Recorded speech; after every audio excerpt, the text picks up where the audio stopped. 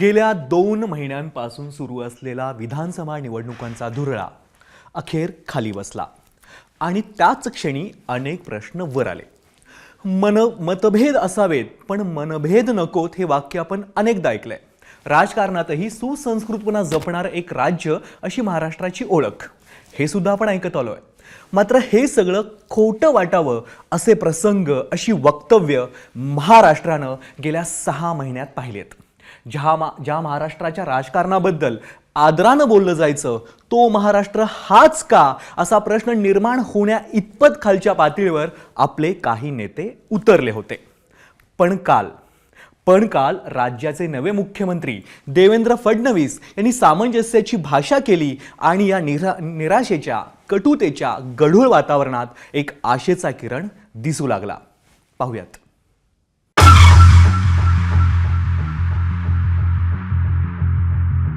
तू राहशील किंवा मी राहीन, तो एवढ्यासाठी राहिले. तू बर्बादी करणारा, तू तर राहू शकत नाही. तुला घालवण्यासाठीच मी मैदानात उतरलेलो आहे. त्याच वेळेस सांगितलं होतं की राजकारणात सगळेच राहतात, तेही राहतील, मी राहीन, आम्ही सगळेच राहणार.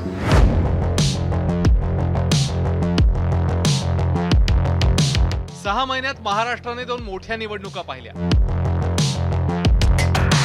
लोकसभा आणि विधानसभा निवडणूक काळात प्रचार शिगेला पोहोचला तेव्हाच त्याचा स्तर घसरला, हे सुद्धा पाहायला मिळालं. या काळात महाराष्ट्राला अनेक नेत्यांचे बेताल बोलही ऐकायला मिळाले. सुसंस्कृत महाराष्ट्र तो हाच का असा प्रश्न अनेकांना पडला. प्रत्येक ठिकाणी राजकारण चालत नाही म्हणावं त्यांना, बरं का, हे बंद करा. मराठी भाषेच्या विरुद्ध जो माणूस कोर्टात गेला महाराष्ट्रामध्ये, हाच तो दलाल. पवारांच्या मुळे फक्त महाराष्ट्राच्या पुरोगामी चेहऱ्याला जातीयवादाचा कॅन्सर झालाय.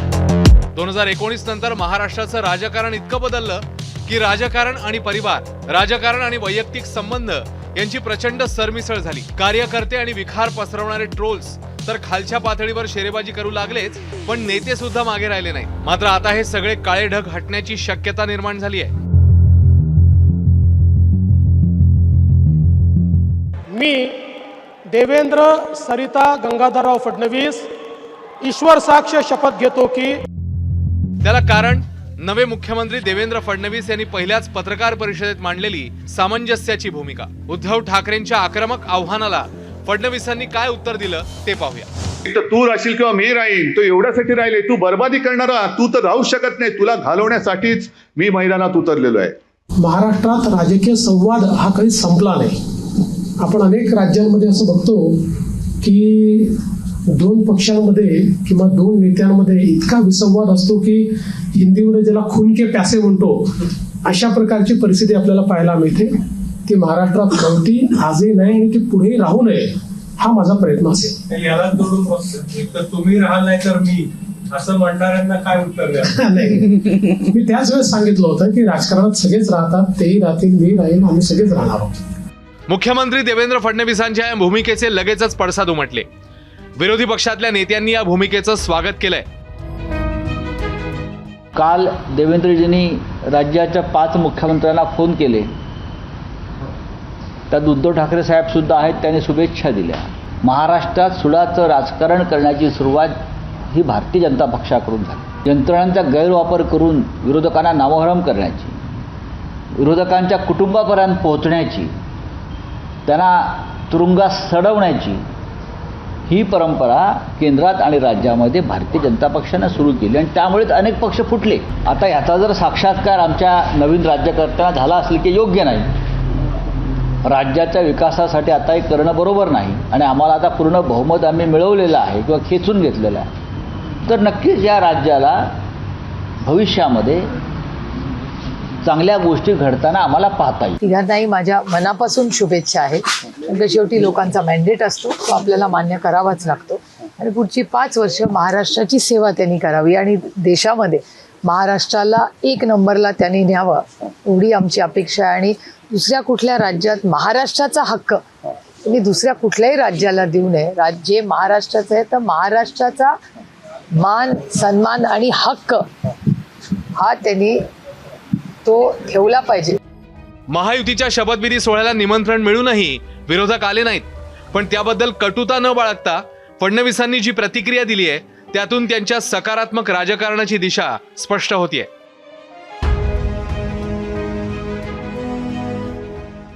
मी शपथविधीच्या निमित्ताने माननीय पवार साहेब असतील, माननीय उद्धवजी ठाकरे असतील, माननीय सुशीलकुमार शिंदेजी असतील, माननीय पृथ्वीराज चव्हाण साहेब असतील किंवा सन्माननीय राज ठाकरे साहेब असतील, अशा सगळ्या प्रमुख लोकांना त्या ठिकाणी स्वतः फोन करून त्यांना निमंत्रण दिलं. त्यातल्या प्रत्येकाने माझं अभिनंदन केलं, मला शुभेच्छा दिल्या. काही व्यक्तिगत कारणाने ती लोक येऊ शकले नाहीत, पण त्यांनी शुभेच्छा दिल्या. गेल्या काही वर्षात महाराष्ट्राच्या राजकारणात जो खेळखंडोबा सुरू होता, आता पुढे काय याचं उत्तरही आता फडणवीसांनी दिले. मैं ऐसा मानता हूँ कि जितना अच्छा डायलॉग मैं 2019 तक देखता था वो शायद नहीं रहा है. मेरी प्रायोरिटी होगी कि मैं डायलॉग इस्टेब्लिश करूँ. इसलिए मैंने कहा हमारी विरोधी पार्टियों की संख्या क्या है, इसके आधार पर हम उनका आकलन नहीं करेंगे. हम डेमोक्रेसी में उनका महत्व समझते हुए उनके साथ व्यवहार करेंगे. कुठे नेऊन ठेवला महाराष्ट्र माझा असं मतदारांनी म्हणण्या इतपत महाराष्ट्राच्या राजकारणाची पातळी खाली घसरली होती. राजकारणातली कटुता, शिवराळ भाषा, धमक्या हे सगळं मागे पडून आता महाराष्ट्राच्या राजकारणातला सुसंस्कृतपणा पुन्हा दिसायला लागेल अशी आशा करायला हरकत नाही. ब्युरो रिपोर्ट, एबीपी माझा. महानिकाला दिवशी सर्वाधिक पाहिलेलं चॅनल